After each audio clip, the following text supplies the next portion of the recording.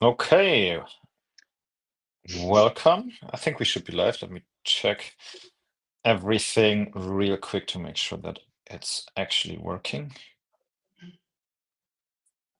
Yes, we are live on Twitter. That's very good.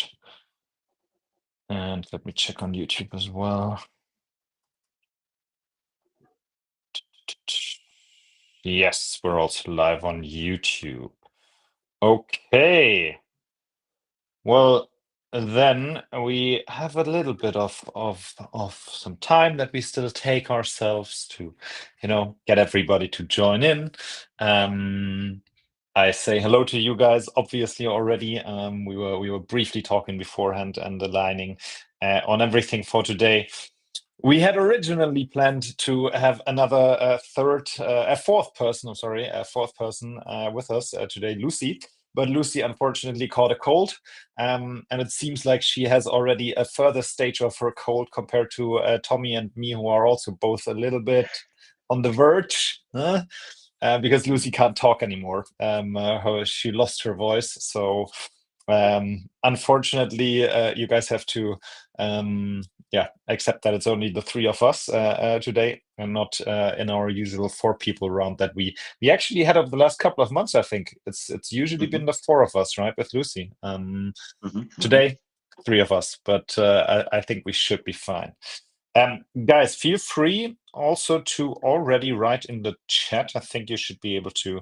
I see that. Yes, perfect. There are some people there already. Krunzer, Adkey, I can already see you.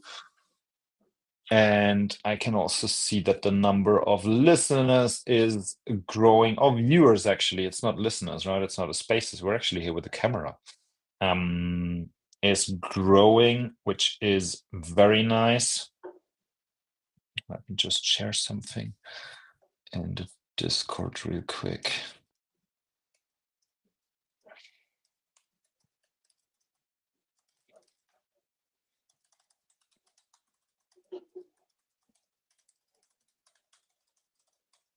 Hmm.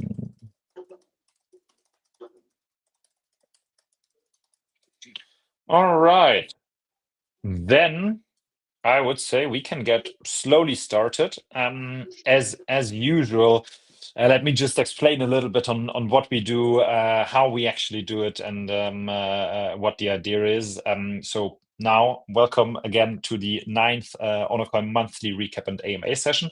As the name indicates, this is something that we do on a monthly basis, with kind of changing dates, but it's always on a monthly basis. And the idea is that we basically talk a little bit about what has been happening over the course of the month, what is currently ongoing, what's planned for the near future, and that we also answer to any questions that are being asked, right?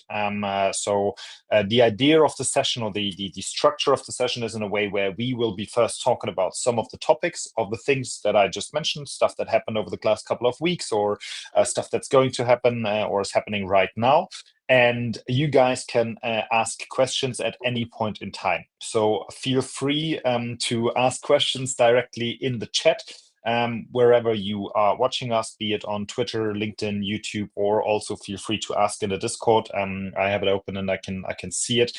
And then we try to answer these questions whenever it's a good time, either directly at that point in time, because the question might fit to the topic that we're just talking about, or we try to answer the questions towards the end at a later point in time.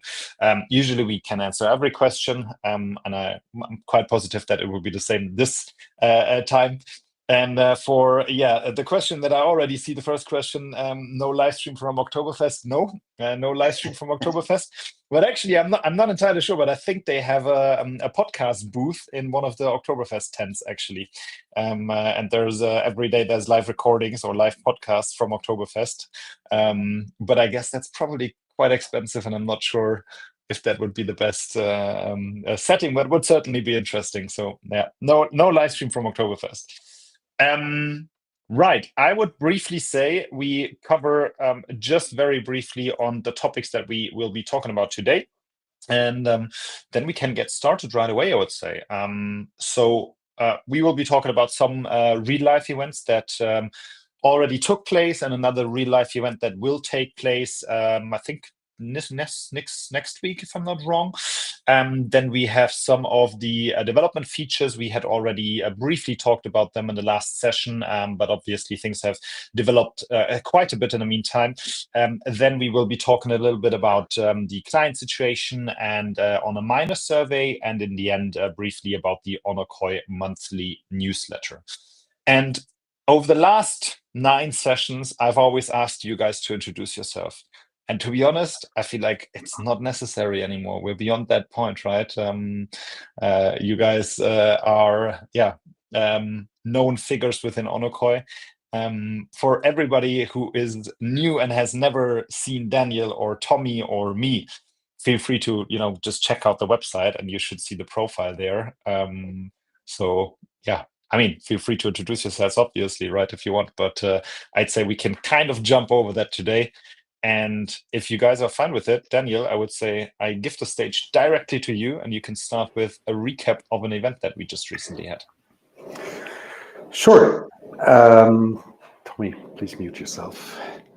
So we've been in the US at the ION GNSS conference.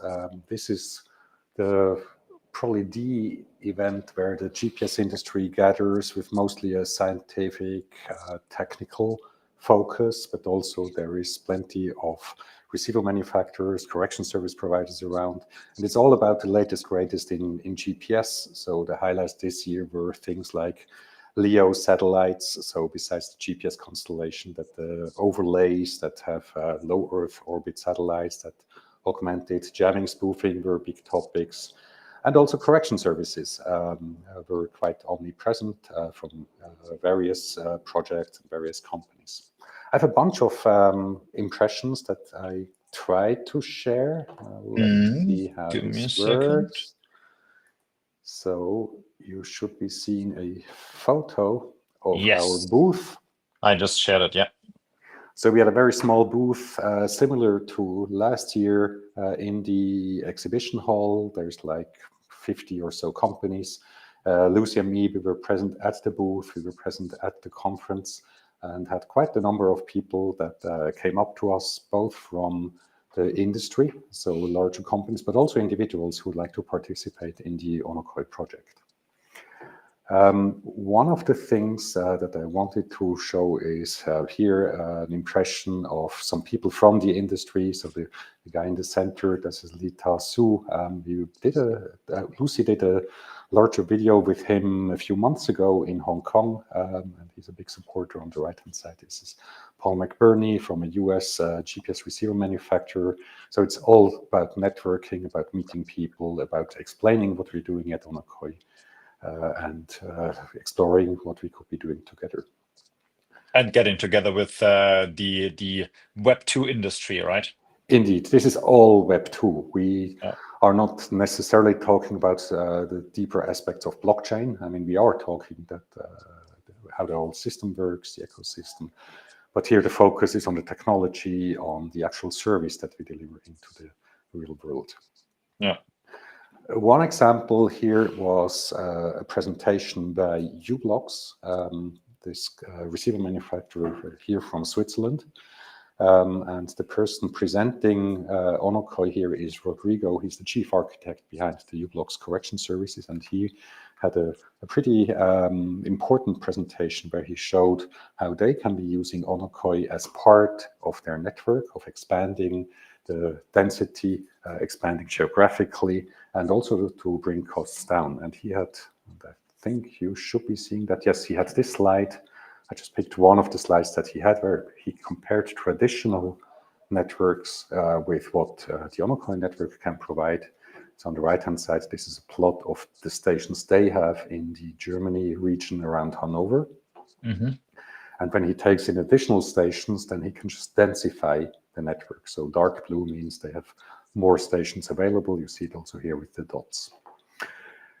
And he compared a bit the traditional versus the community network. He talks of a new paradigm because for those people, it's new that they're relying on third-party networks where they take in additional sources from largely uncontrolled devices. But the interest for them is obviously it's a much lower cost for them, it's much denser for them, but then again, it doesn't necessarily provide all the bells and whistles that they would have in their own network. So that was an interesting presentation. It was also co-authored by us, so both onocoy and u-blox are on the slides.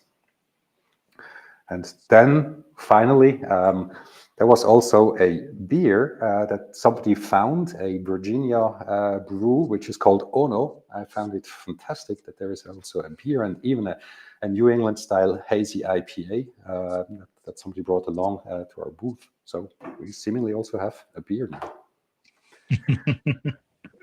So that's it from the ION. Tommy, would you give a bit of an outlook on what we plan for Intergeo? Sure, certainly. Now, Danny said ION is the most important GNSS conference. That's true for, say, the more scientific area.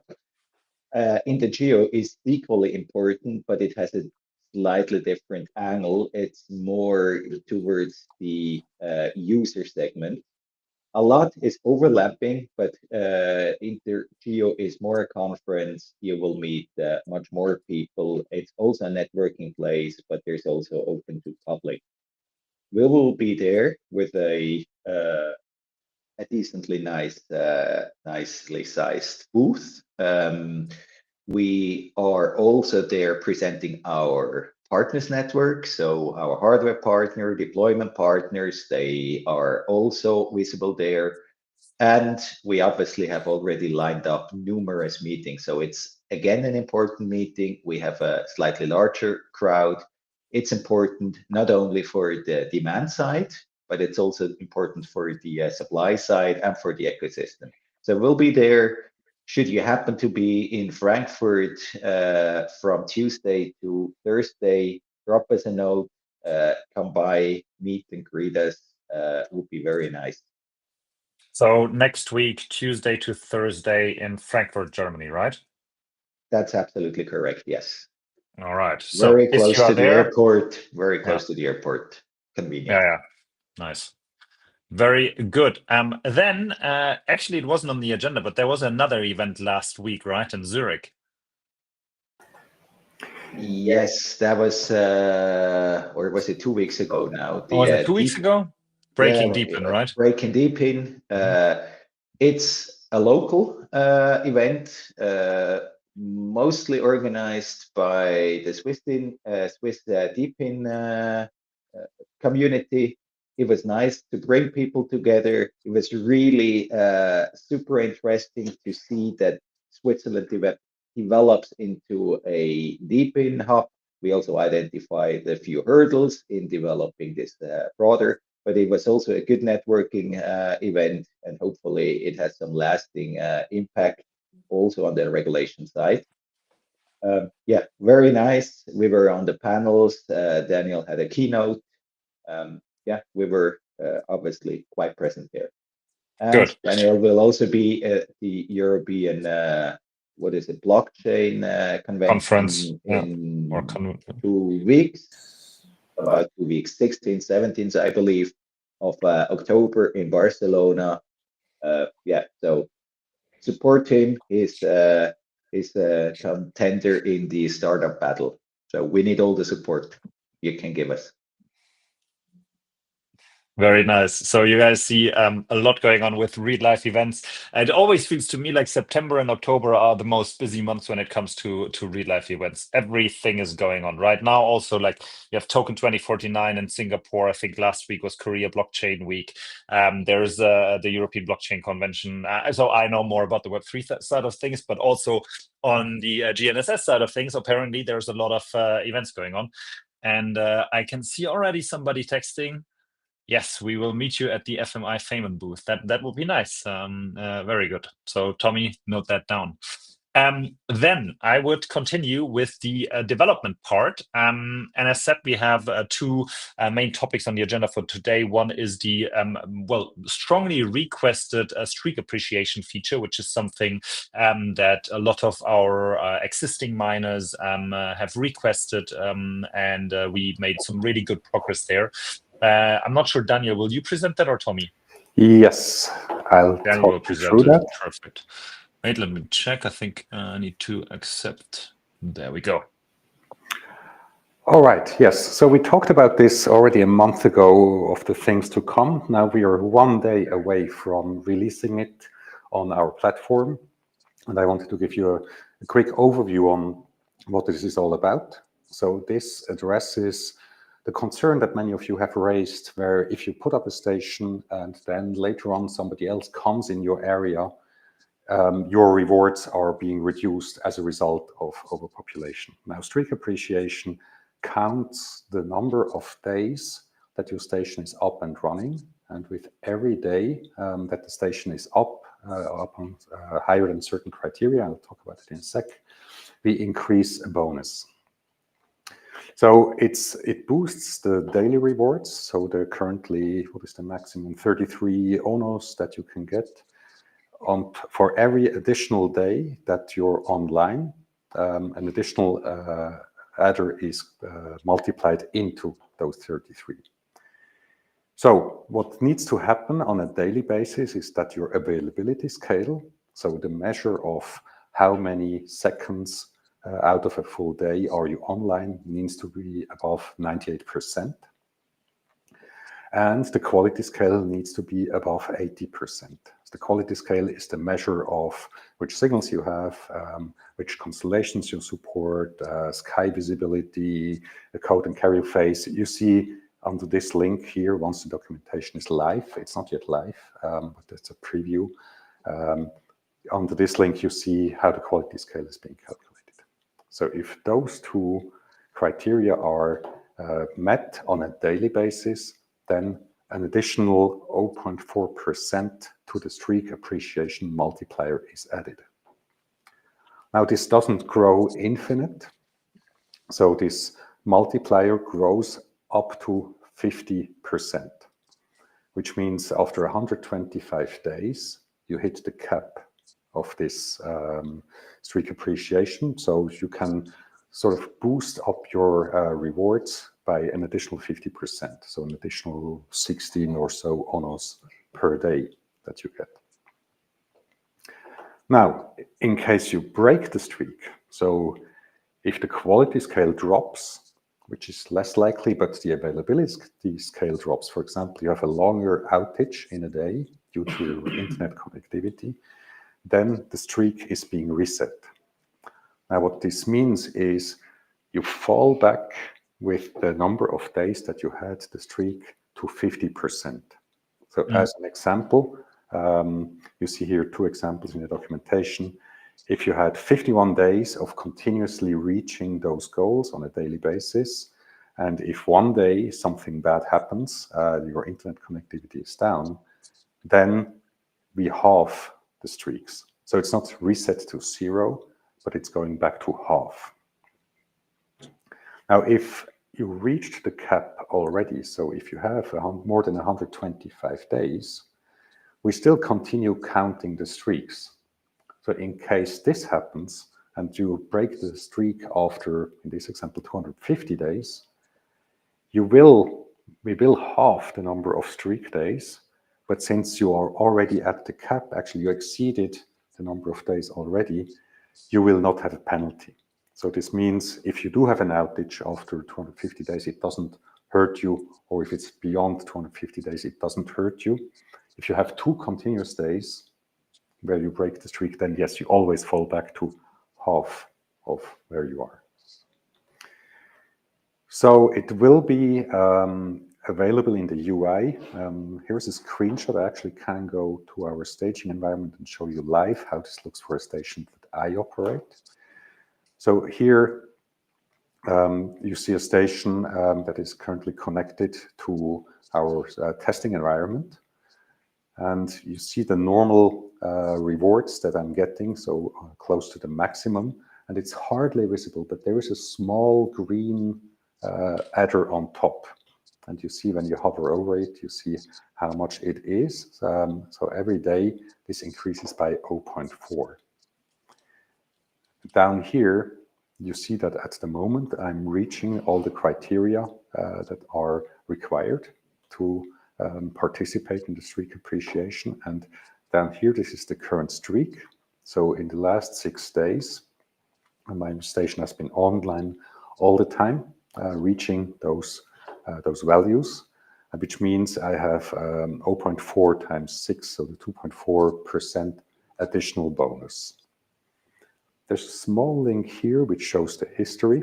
So if you want to go back and see what has happened in the past, there is a pop-up coming which says that there was a start of the streak. My station was offline on the 24th, so that streak was ended, and the new streak has started, so I fell back.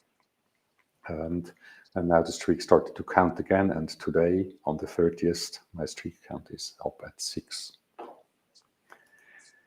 So that's essentially it. As I said, this is going to be rolled out tomorrow. If all works fine, final tests are okay, then both documentation and also the feature in the platform will be here. So I see there is already questions in the Yes, chat. exactly. I can show them. There was one question, I'm not entirely sure. I think it's, well, let's maybe start with another one because that's directly related definitely to the streak appreciation feature. By Fly High Quality asking, is a streak halving not too harsh? There are many things that can happen out of control. Well, we chose to go to a halving instead of a complete reset. Usually if you break a streak, then you start on square one again. So I think that halving scheme, especially if you've reached a long uptime, shouldn't hurt if you have a continuously good availability of your station. But we need to have some means of making sure that people try to have the best connectivity that they have and good quality of the station. Also, I mean, we do have system uptime interruptions. For example, over the last weekend, we rolled out a new few things in the backend, which means there will be seconds of interruption when our system is down. But for this, we have a system grant, so it doesn't have to be 86,400 seconds per day. And if you just miss 1 second, then the streak is broken. There is a grant, I think, a few minutes, which compensate for if our system is unavailable. So there is some buffer in it. And you saw the numbers. If you have a minute of downtime, this will not yet break the streak. But if this 98% figure is reached, well, I'm not the best in doing math, but 98% times 86,400, that's several minutes. If you don't exceed that, then nothing bad happens to the streak. Yeah. And I think also to say like the continuous uptime is quite important. So there has to be some Correct. sort of a measurement that we have to take if your streak keeps getting disrupted. And we also do that as a response to the demand side requests. We see most of the clients that we have on the platform, they consume the streams 24/7. So their system relies on continuous availability of the data. If every once in a while a second is lost, that's nothing bad happens. But if there is several minutes of an outage, that is quite an issue for them, because then they need to go into a fallback position. They need to switch over to different stations. In many cases, even manual process is triggered. That's why we've designed the streak appreciation the way it is. Exactly. Okay, then on to the next question. As said, I'm not sure if that's related to it. I think it's more generic. And Stefan Langgut is asking, what is the status slash roadmap for the console showing the onocoy platform statistics such as data usage, network growth, customer growth? There was apparently an announcement on that some time ago. Do you remember something about that, Daniel?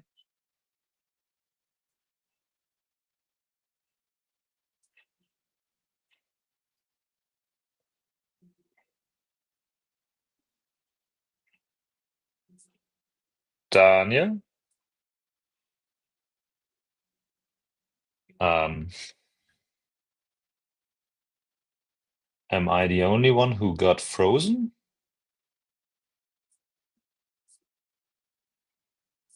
Guys, can you still hear or see me? If somebody from the live viewers could maybe briefly comment, because I seem to be unable to hear or see Daniel. Tommy, can you hear and see me? No. Well, okay, now it's only me. Let's wait a second. There we go. Tommy, you're back in. Can you hear me?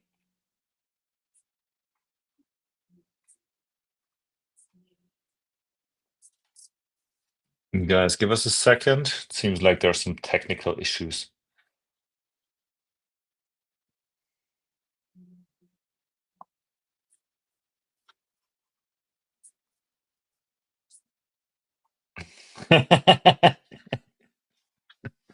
Yeah, okay. Funnily enough, that we're talking about continuous streaming uptime, and then the internet breaks down. Give the guys just a couple minutes or something. I think they should be back. Probably internet went down just very briefly or something. Yeah, seems like the wrong question at the wrong point in time. Give us a minute. They should be coming back any second. And stay here, don't go. I promise I won't start telling jokes or something out of boredom or being nervous. My jokes are horrible, so we better not do that. Wait.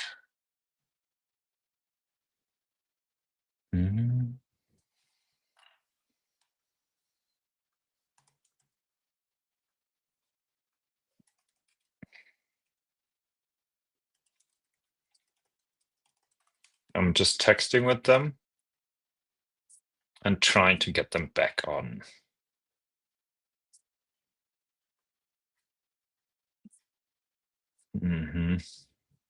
Aha, there we go. Tommy, now. Can you hear me? Yes or no?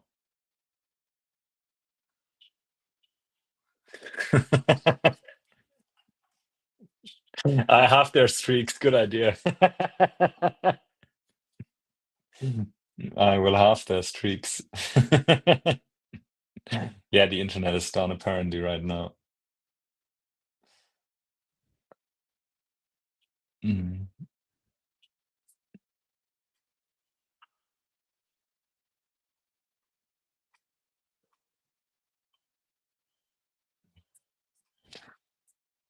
I can see Tommy move slowly, but I'm not sure.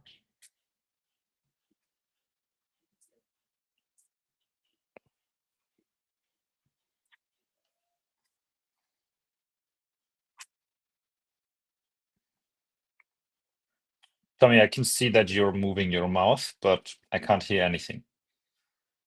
So I'm not entirely sure if you can hear me.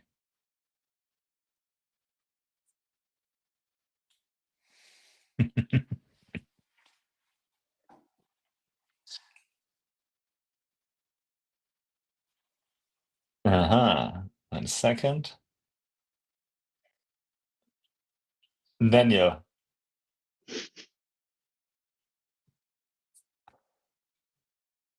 You guys are, I can see you, but you're not really moving or anything. I'm not sure if you guys can actually hear me. Yes. And maybe we try without camera for a second. Save some internet.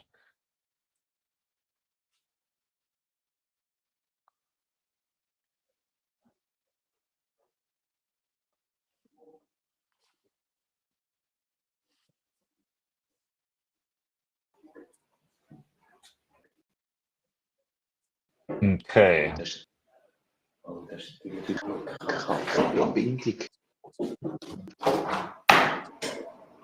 Now I can hear some background noises from Tommy or Daniel. I'm not entirely sure from whom. Hello. Yeah, could Tommy mute Daniel? Can you hear me? Ah, yeah. Now I think you're both muted. I Now. can hear Yeah, you well. yeah. Perfect. Okay, that's good. What just happened? I think the whole co-working space where we are lost internet connectivity, and also mobile internet on the mobile phone didn't work for a Okay. while. So I'm not sure what Should that we was. do we have to halve your streaks now?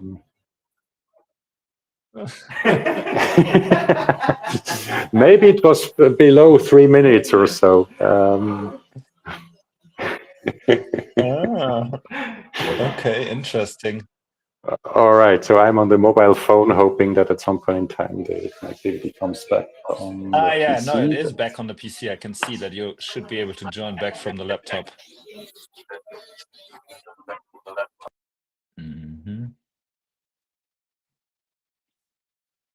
Okay, I put you on laptop now, Daniel. So you can leave with the phone. That was strange, but funny timing. But Okay, you guys think you it's can go stable back. again? We try. I keep my hotspot open here, so I'm Okay. actually having a hot. And I need to Okay. keep the window open because I've shielded windows. That was part of the subsequent problem. But yeah, let's move on. So I Okay. remember you had this question here, and I Exactly. think I know what Stefan's asking for. He's asking for the Dune dashboard, and Aha. this, yes, That would make a lot we of sense, we yes. cover later on. Yeah, but basically, I think we would Or cover it right now, right? we can also cover it right now. Yeah.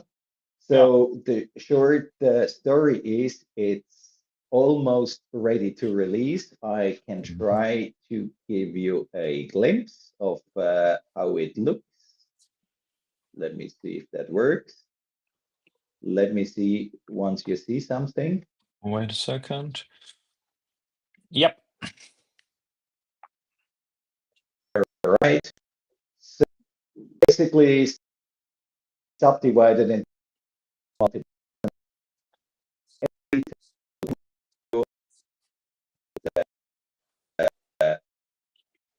the holders, but also the numbers of all the nodes so far. We do have information on the token distribution, and what you see through the hoovering function is also what kind of pools this is.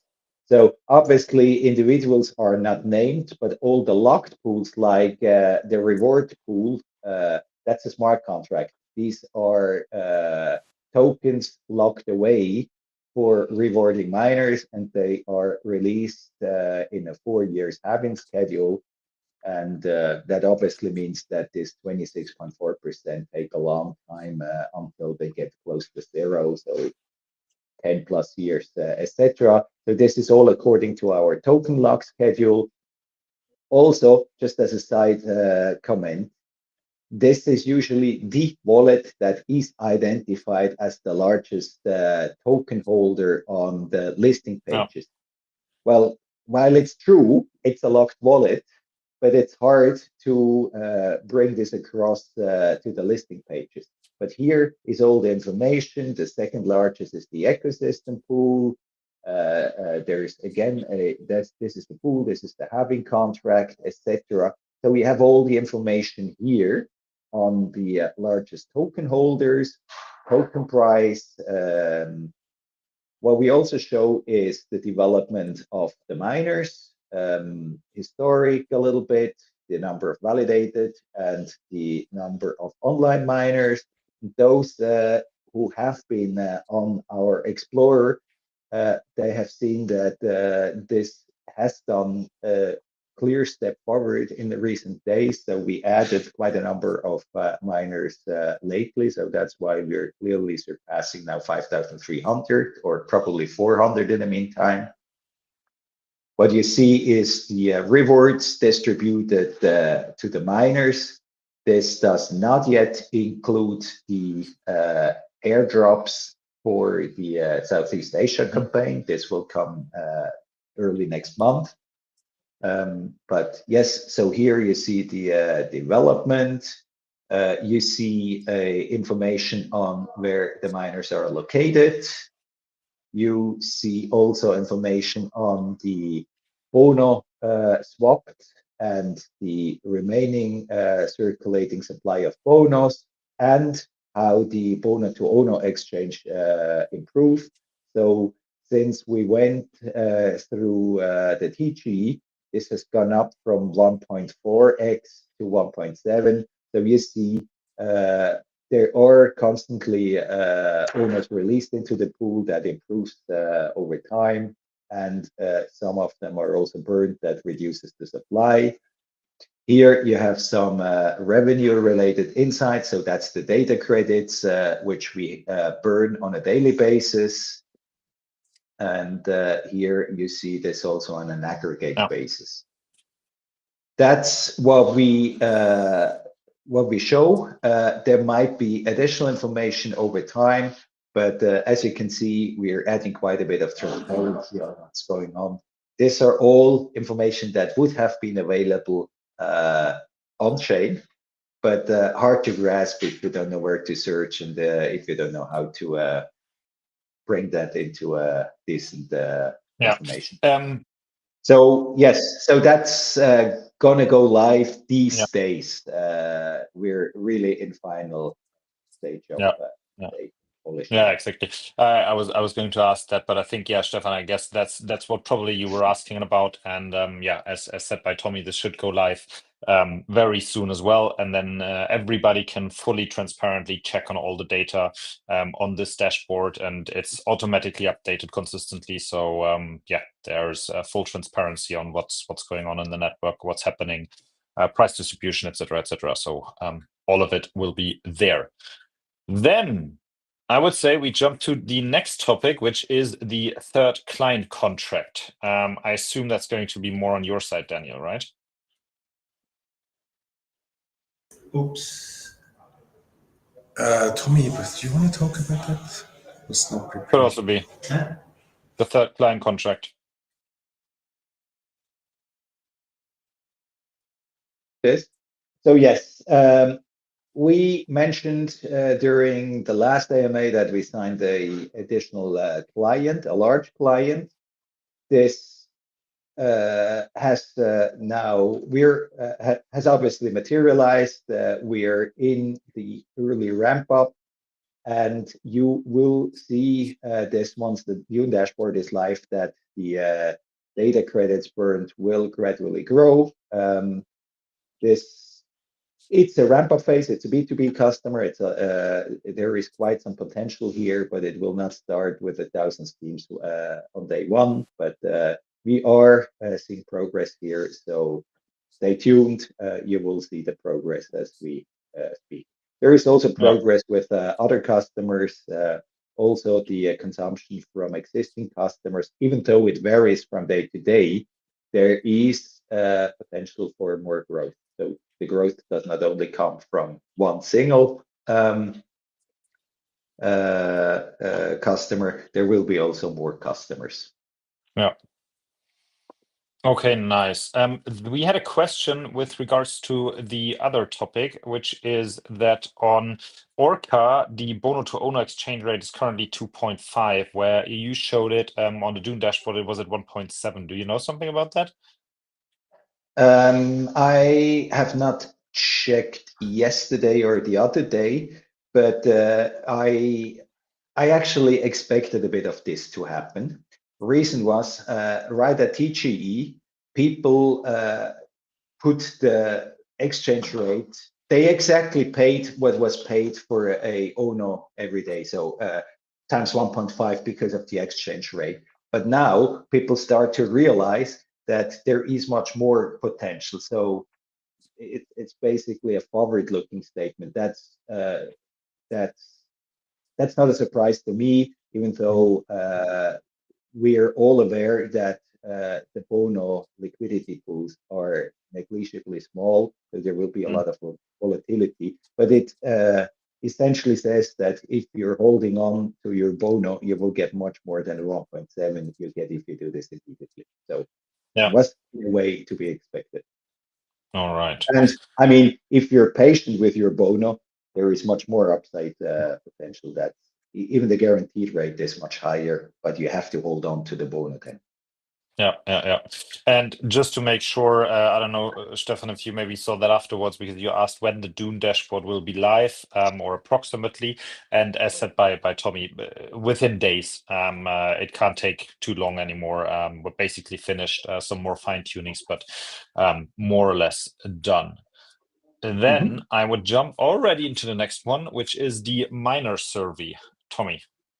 Yes. So we harassed the miners with a questionnaire, and we got quite nice feedback. And we truly appreciate the feedback.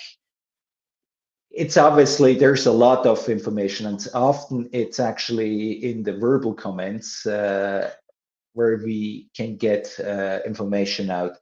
But if I would say the overall sentiment was positive. General satisfaction is positive, and most miners would recommend onocoy. So we highly appreciate that. Setup is reasonably easy and smooth, so that's also positive. There were concerns raised on the rewards, even though we got the message that the rewarding concept was understood. There were still some comments on the clarity of the calculation, fairness, and the motivation to optimize setups. And I come to that afterwards, but obviously some actions have been taken already. A comment which we have repeatedly heard was that there is the risk of oversaturation of certain locations. That is obviously the risk. It's inherent in the way we built it, but it's also built in a way that it should self-regulate over time, because the rewarding is made and new elements are added such that call it early movers are indirectly protected. So it's not a direct investment protection, but for those miners who provide high quality data with high availability, they're actually indirectly protected. And the streak appreciation feature adds to this, and there will be the high value area feature also be launched soon that adds to this protection. So there are elements that address that, but it's not in the classic way that if I'm the first, I have a guarantee. And we intentionally refrain from doing it and do it the way we do it, because if I'm the fastest and I have a crappy installation, there's really no reason for protecting a truly crappy installation. That would actually be detrimental to the network. Our clients, they appreciate stations of high quality, high availability. They do appreciate first movers, and we add now all the features to reward accordingly, but protecting a miner, which then essentially prevents a new, better miner to moving. It wouldn't really work out commercially for the network. But we are confident that with the new features, we provide enough protection to the quality-minded early movers that it's worthwhile to really participate in the network. So we got the message. It's not that we ignore it, but we refrain from doing it the simple way in just protecting anything that comes for good reason. Yeah, makes sense. Yes. So yes, as mentioned, the high value area feature will also come soon. We are also finalizing this one, and we're also working on usage rewards such that areas of higher usage also participate more in the success of onocoy. So that all will help, and yes. Okay. What we clearly got feedback was also on concerns on the price of Ono. Now, we can obviously not directly influence that. We do whatever we can in the sense of explaining, motivating. There has been some buybacks. We're adding now a Dune dashboard to visualize what we do, open transparency. We step up the communications, but ultimately the price is made in the market. We built a token with deflationary characteristics. So there's a lot in place, but it will not kick in overnight. Yeah. So, but yes, we do understand this. Nonetheless, we all hinge on this token, be it as the team, be it as a miner, and we're still positive. Yeah, I'd say so too. There was one more question asked by Jeff the Great. I'm not entirely sure what is meant here. Could you ask for claim all button in Dash? Yeah, I can Yeah. take that one. Yes, the question applies to if you have multiple stations, then currently you need for each and every individual station, you need to press the claim button, which then causes the accumulated onos to be transferred to your wallet. And yes, we're working on this. I'm not sure about the actual release date. There's also some technical hurdles because we need to bundle several transactions into one because each station has its individual identity / wallet on chain. So we need to figure out how we can bundle that. But it's recognized, it's in the works, and we can talk about it in a month. Yeah. Okay. Then I have one more topic, which I will be briefly talking about, which is the onocoy monthly newsletter, which last month we actually released shortly after the last monthly recap and AMA session as the first newsletter. And as you can imagine, sometime soon we will then be sharing the second one. And also we created a new subscribe area within the onocoy website. So if you go to onocoy.com and you just scroll all the way down to the footer, then on the right you see a subscribe form where you can put in your email address so you can receive the onocoy newsletter as well.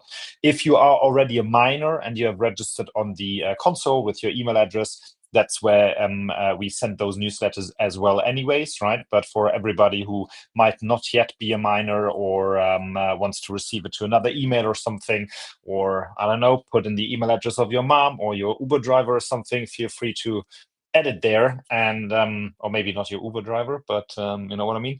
Then you will be receiving this monthly newsletter. And topic-wise, it's also a summary of what happened during the week, obviously, during the month, obviously, with a bit more details, some more visuals that we can put in there, just in a condensed format to make sure that everybody has that in written and you don't necessarily have to repeat the recording of our AMA all the time if you want to reread something, but you have it in a written format handily in your inbox.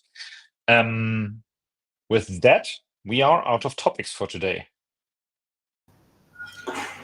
There was one question by Clay Crooks, which was when on to DC. Oh yeah, thank you very much. I oversaw that one. The answer is we cannot offer that for regulatory reasons. So if you want to come from Ono into data credits, you need to go through the exchange. Nothing stops you from doing that. But we cannot do this in an automated way, and I think we talked about this probably one of the first AMAs way before TGE, and this was one of the reasons why we had to change a few things in order to make sure that the token remains to be a utility token. Yeah. Hence the answer is it's not going to happen, but nobody stops you from going from Ono to Sol, for example, or USDC, and then from there into data credits. Yeah. It would also be okay for a third party to offer such a service by going through the exchange. So simple UI and this coupling then the complexity of the transaction. For others, that would be perfectly fine. But onocoy cannot directly sell the services against Uno tokens. That's not possible for regulatory reasons, unfortunately. Yeah. Okay, guys, then after some technical issues in the meantime for a vanished internet, I'm happy that we made it back, or you made it actually back, and we could finish this 9th onocoy monthly recap and AMA session. And with that, I wish you all a very good rest of your day, rest of the week. A good start into October tomorrow, and stay tuned for all the nice things coming out, going live very soon, starting with the streak appreciation feature. Hopefully all the tests, the final tests go well, and then very soon the Dune dashboard. Stay tuned, stay active, and if you have any questions, feel free to ask in a Discord or on Twitter or wherever you follow us. Thank you very much, Tommy. Thank you very much, Daniel, and obviously for everybody joining us today. Have a great day. Thank you. Bye, everyone. Bye-bye.